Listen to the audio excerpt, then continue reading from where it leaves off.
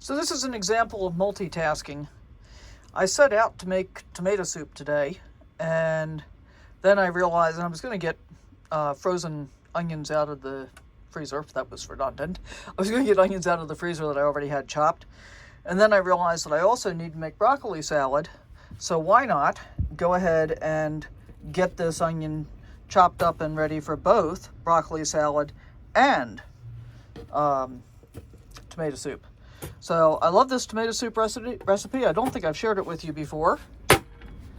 I know I've shared my chopper with you before, which I also love. Wake up with the sun in our eyes. Sally forth, no need for goodbyes. Journey calls, let's roll the dice. Every mile a new surprise. If you notice, I'm putting 2 rounds of onions on at a time and smashing them.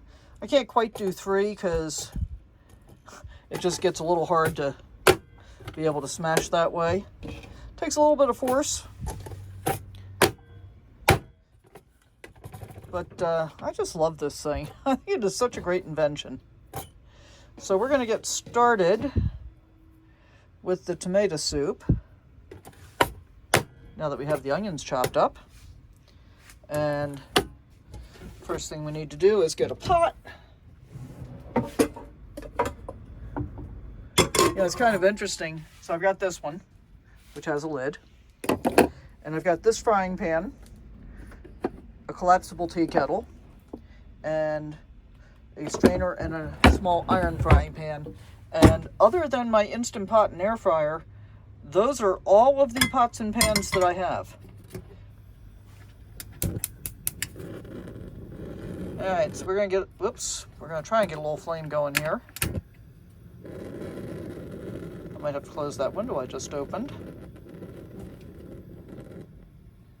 There we go. All right, so pot on the stove. First thing we need is some butter. So we're going to take about 2 tablespoons. Sorry, this got really soft. It's going to take 2 hands. So we've got about 2 tablespoons of butter in there. That's going to melt. And then we're going to saute these onions for a while. And don't need a whole lot. I want a little bit more than that. That looks about right. Probably about 1/3 of a cup, I'm going to guess. So we're going to let the butter melt and the onions are going to saute for a little while. And then I'm going to get out the other very few ingredients that we need for this tomato soup. Okay, and I actually cooked the onions a little longer than I really intended. They're starting to brown a little bit, but that's okay, because usually I use fire roasted tomatoes, and this time I'm using regular petite diced tomatoes. So in they go, and in goes the tomato sauce. So 1 can of each, and that's all there is to this recipe, guys. Now, these are the 4 required ingredients. I'm going to add some dill weed, and I'm going to add some black pepper. Haven't decided yet. Give me just a second here. I need to scrape out that can. Once you've got all the ingredients in the pot, just give it a stir, and then we're going to let it come up to a simmer. And at when the flavors have all melded together, then you can decide whether you want to blend it with an immersion blender or put it in a regular blender, or just eat it chunky. And I've done it that way most of the time because I'm kind of lazy sometimes. Today I think I'm going to blend it, and I plan to add some Greek yogurt in my serving bowl and mix that in. But you can add milk or cream and make it, cream of tomato soup. I haven't ever done that, but you could. And that's certainly an option. So I'll get back to you once we've got once we get the product ready for being the final product. That was a really awkward way of saying that, but you know what I mean. Okay, so I let this cook about, I don't know, probably 10 or 15 minutes.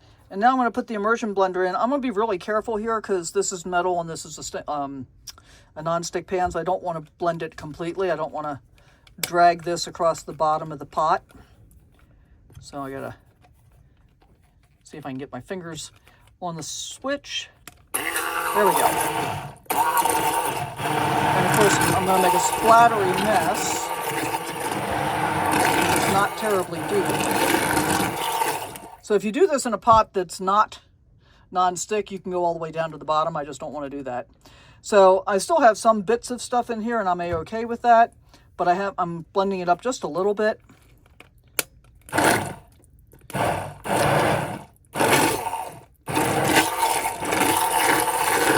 I'm going to have quite the mess to clean up from this.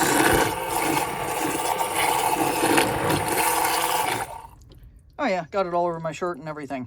All right, so I'm going to call that good. And then I'm going to go ahead and make my grilled cheese sandwich and finish this off with a little Greek yogurt and a sprinkle of dill across the top. And it's going to be delicious because I already tasted it. And here we are. So I added about quarter to a third of a cup of Greek yogurt to the bowl, and then stirred that in with the tomato soup. Here's my grilled cheese sandwich. Doesn't that look delicious? 2 cheese, pepper jack, and Gouda on this one. And then I sprinkled on a little dill weed. So let's give it a taste. Winner, winner, chicken dinner. That's what I think. Check it out. Super simple recipe. You don't have to blend it up. You don't have to add the dill weed. You don't have to add the yogurt. You don't have to make the delicious grilled cheese sandwich, but I think you should. Let me know in the comments down below what you think about this one. And thank you so much for watching. We'll see you next time.